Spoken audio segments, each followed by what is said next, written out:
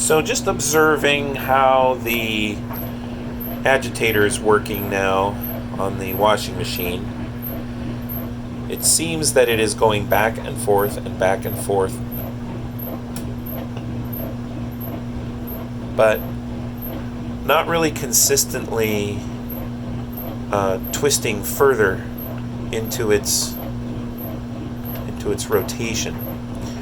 So if we look right here, for the most part, it's just going right back and forth and not really making any progress.